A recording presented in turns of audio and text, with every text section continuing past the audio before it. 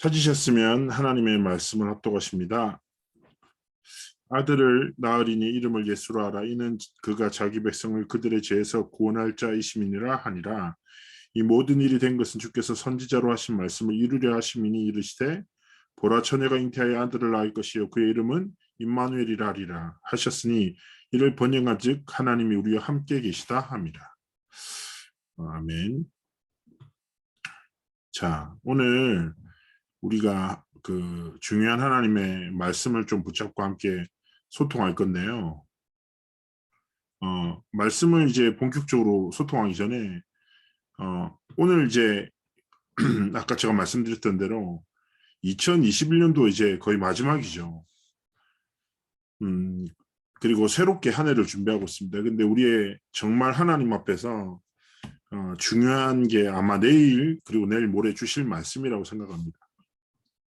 그래서 하나님 앞에서 좀 이렇게 우리의 마음가짐이나 중심이 1년을 좀 되돌아보면서 하나님이 주신 은혜와 응답들을 기억하고 또 앞으로 걸어갈 1년 새로운 한 해를 다른 것이 아니라 하나님의 언약을 따라 걸어가기 원하시는 거죠.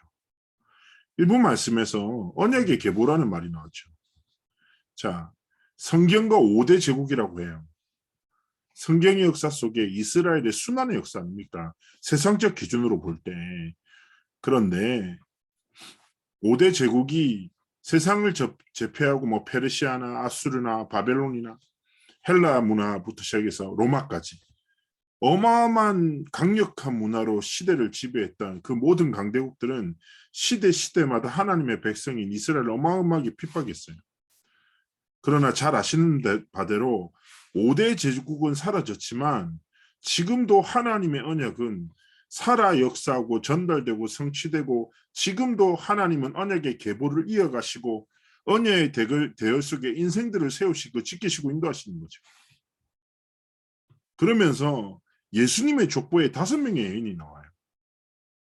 그런데 이 5명의 여인이 육신적 기준과 세상적인 기준을 볼 때 흠이 많아. 첫 번째 여인 다말은 시아버지랑 관계, 남편이랑 시동생이 다 죽었거든요.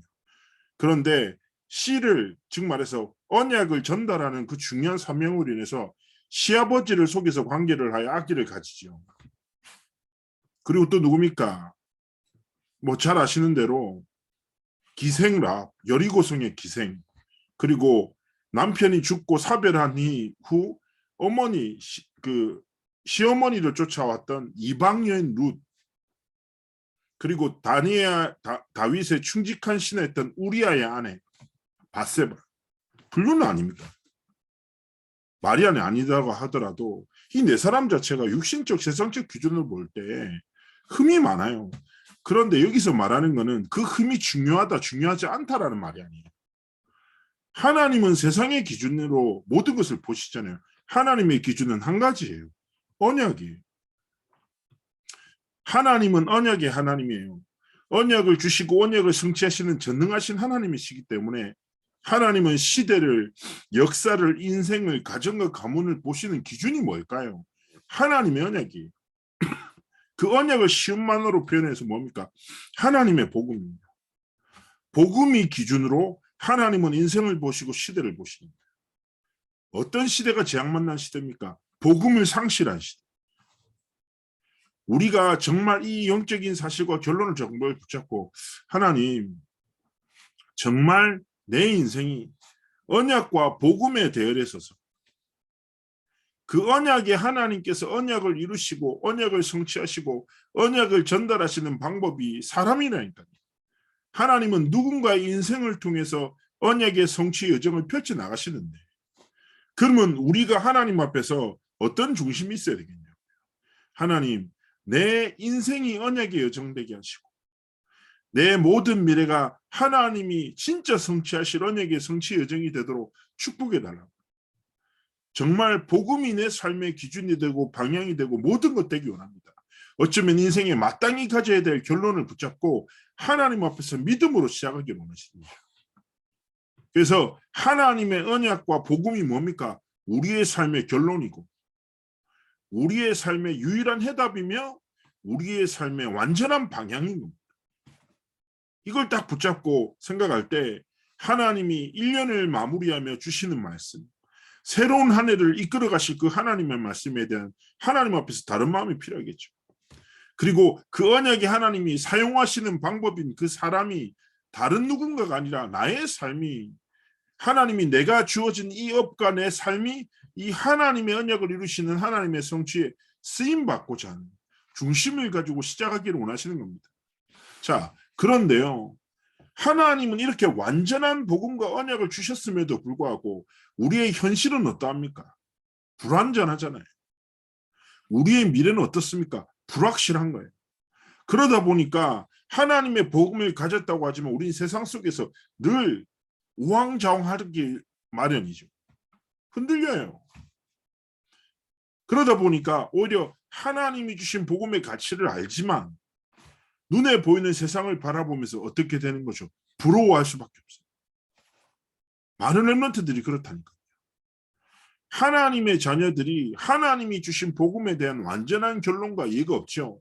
그럼 어떻게 되냐면 세상을 보는 육신적인 눈이 발달되는 거예요. 그러다 보면 대부분 사람이 어때요? 하나님이 내게 주신 것이 아니라 지금 내 삶에 없는 것, 그런데 세상이 가진 것을 쳐다볼 수밖에 없다. 하나님이 내게 주시는 애, 그리고 또 우리 민족 자체가 워낙 질투가 많아요. 자기가 주어진 것에 가치는 상실한 채 맨날 남의 것 쳐다봐요. 그래서 사촌이 땅 사면 배 아프다, 이 말이 어떻게 나옵니까? 이렇게 살아간다는 실제 증거가 뭡니까? 자기가 짜장면을 시켰으면서 뭘 부러워합니까? 짬뽕을 그리워해요. 그렇지 않습니까? 이상하죠? 이 말씀 듣는 사람들 혹시 자기들은 안 그렇다고 발 빼지 마십시오. 저만 그런가요? 그래서 우리나라가 기가 막히잖아요. 짬짜면이 나왔잖아요. 하나님이 내게 주신 것에 대한 가치가 아니라 나한테 없는 세상의 것을 부러워하면서 시선이 거기 있는 거예요. 그리고 하나님의 전능하심을 진짜 믿지 않으면 세상 사람들이 가지고 있는 능력들을 부러워하고 두려워할 수밖에 없거든요. 그러니까 세상 사람들 중에서 성공한 사람들 앞에서 인정받기 위해 몸부림치고 혹은 또 그 사람으로 인해서 피해가 갈까 봐 두려워하기도 하고 살아가기도 하죠. 그리고 또 어떤 사람들은요, 뭐라고 하죠? 전혀 규모도 없는 상태에서 과한 믿음으로 세상 우습게 보고 쉽게 말하는 사람들도 있어요. 자, 중요한 겁니다. 우리는 세상을 무엇으로 봐야 됩니까? 세상을 주신 하나님의 복음으로, 하나님의 언약으로, 하나님의 능력으로 보기를 원하시는 거예요. 되게 중요한 결론입니다. 그래서요, 정말 우리가 뭘 붙잡아야 됩니까? 한 가지요. 속지만 않아도 성공이에요. 어떤 것이에요? 사단의 거짓말에 기초한 엉터리 응답에 속지만 않아도 돼요. 세상에서 말하는 응답의 기준은 무엇입니까? 하나님의 언약과 복음과 전혀 상관없어요. 무엇이 응답이라고 생각합니까? 창세기 3장, 6장, 11장을 응답의 기준으로 삼아요. 나와 물질과 성공이 응답의 방향이라니까. 그것으로 내 가치를 판단한다니까. 세상 사람들이 가졌는데 나한테 없는 것 때문에 진짜 내 가치를 상실한다니까. 정말 그래요. 하나님이 우리에게 모든 것을 주셨음에도 불구하고 하나님이 주신 것이 아니라 뭐예요? 세상 사람들이 가진 것. 나한테 없는 세상 사람들이 가진 것들을 막 부러워하면서 갈등하고 넘어질 때가 많아요. 그러다 보면 결국 어떻게 됩니까? 나도 모르게 시대의 영적 재앙 속에 들어가요.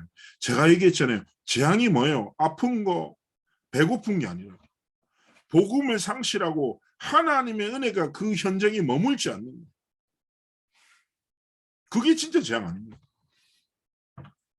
하나님의 사람들이 하나님이 주신 138의 응답에 대한 분명한 결론이 없죠. 그러면 나도 모르게 세상 사람들처럼 창세기 3장, 6장, 11장이 응답의 딱 기준이 돼요. 그렇게 살아보다 보면 나도 모르게 영적 재앙 속에 있어요. 영적으로는 점점 무감각해지고 말씀을 들어도 반응하진 않지만 세상에는 엄청 예민하게 반응하게 되고 하나님의 말씀에는 마음이 움직이지 않지만 사람의 말에는 생각과 마음과 시선이 막 흔들리는 거예요.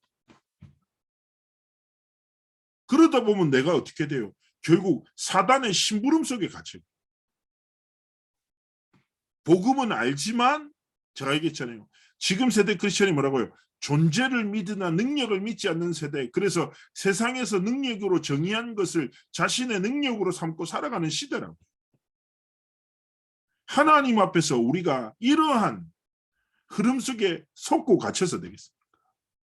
하나님이 언약과 복음이라는 완전한 결론을 주셨죠. 5대 제국은 다 사라져도 하나님의 언약은 지금도 살아 역사하고 전달되고 성취되고 하나님의 언약을 통해 하나님의 언약은 완성되어져 가고 있다는 거예요. 지금도 우리 눈앞에 보이는 5대 제국처럼 거대하고 화려한 세상 속에 사단의 거짓말이 난무하고 그것이 문화가 되고 세상의 기준이 돼서 우리를 뒤흔들 수 있는 거예요. 그래서 우리는 하나님 앞에서 중요한 결단이 필요한 거죠. 언약과 복음 앞에 인생에 딱 무릎을 꿇고 세상에는 거짓말이 난무하고 영적 재앙이 가득하고 사단에게 심부름하는 수많은 사람들이 있어요. 우리는 결론을 내려야 돼요. 여기서 살아남는 정도가 아니라 살릴 자로 하나님이 나를 부르셨다.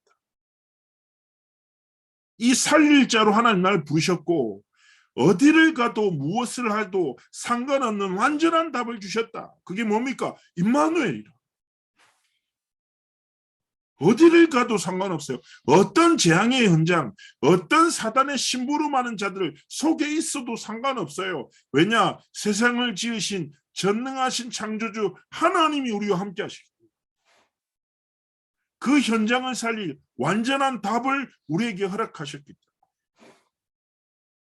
그래서 우리는 믿지 않습니까? 그 함께 하신 하나님이 뭐라고 해요?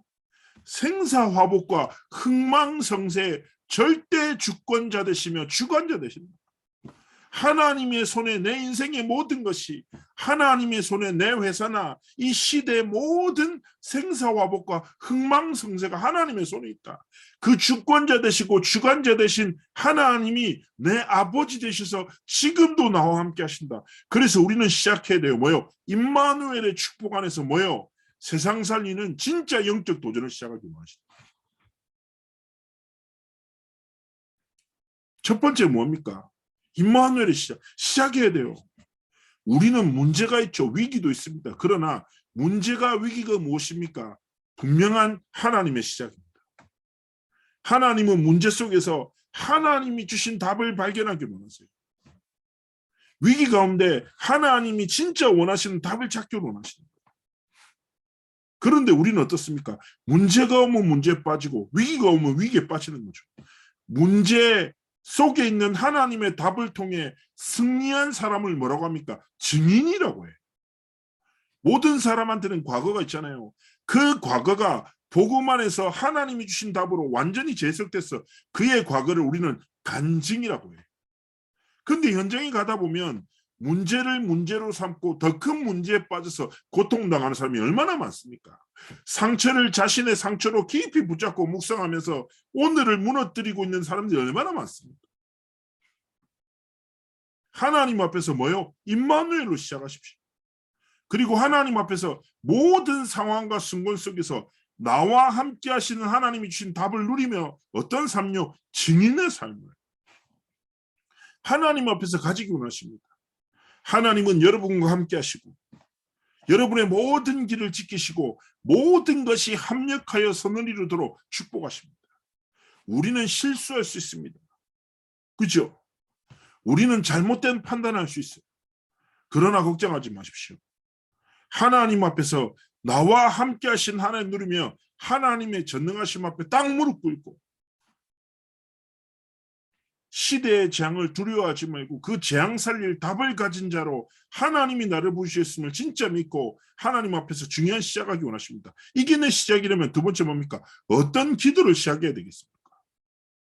사단은요, 엉터리 응답이 우리의 기도의 제목이 되도록 계속 속여요.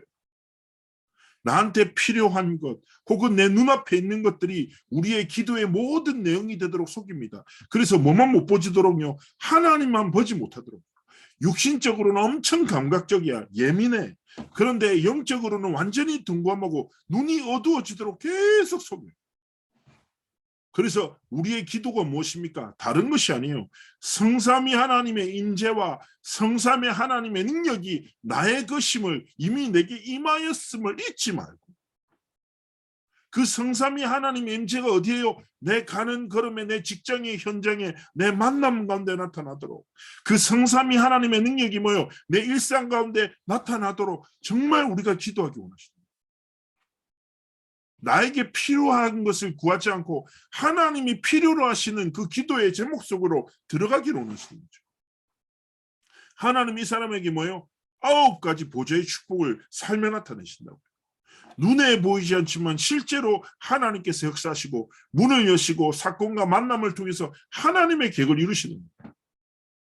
그래서 기억하셔야 돼요. 난 누구다? 영적 서밋이다. 영적 서밋이 무엇입니까? 하나님의 언약과 복음으로 결론 내린 자. 서밋이란 말은 우리가 정상으로 올라가야 됩니까? 아닙니다. 하나님은 그런 정체성으로 하나님의 전능하심으로 우리를 이끄시는 거예요. 그 영적인 비밀이 내 기능에, 영적인 비밀이 내 현장에 증거되고 전달되고 나타나는 사람이 뭡니까? 기능 서밋이고 문화 서밋이고.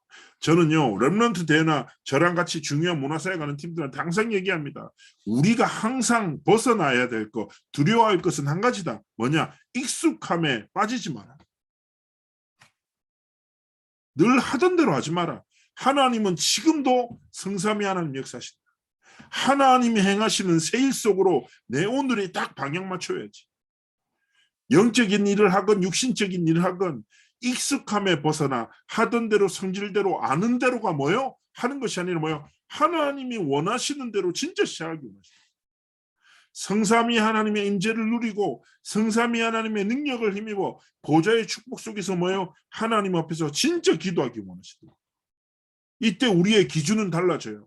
뭐냐? 세상과 사람의 기준이지 않고 하나님의 복음의 기준이 있어요. 저는 사회 가다 보면 친구들 만날 때 있잖아요. 가끔씩. 제가 전사 때도 저를 굉장히 불쌍히던 친구가 있어요. 왜 전도사 하냐? 왜 힘든 일을 하냐?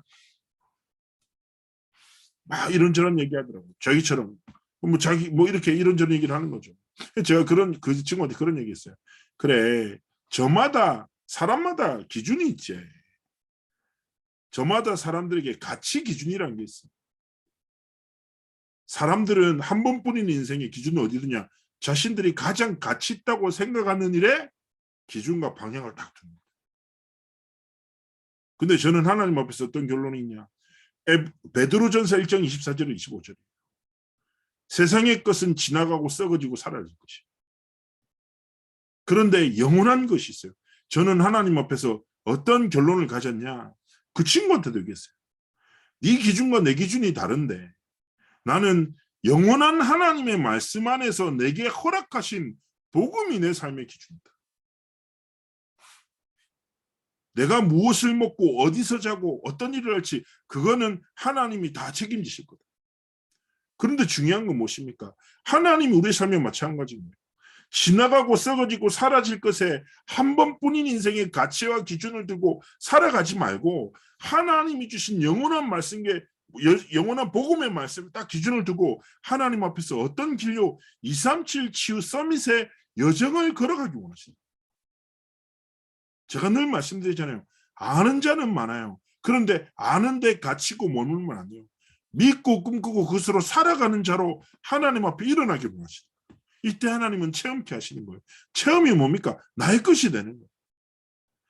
지식으로 알던 복음이 내가 귀로 듣던 말씀이 실제 내 삶에 오직으로 유일성으로 재창조의 응답으로 하나님이 회복시키고 나타내시는 거죠. 그래서 정말 기억하셔야 됩니다.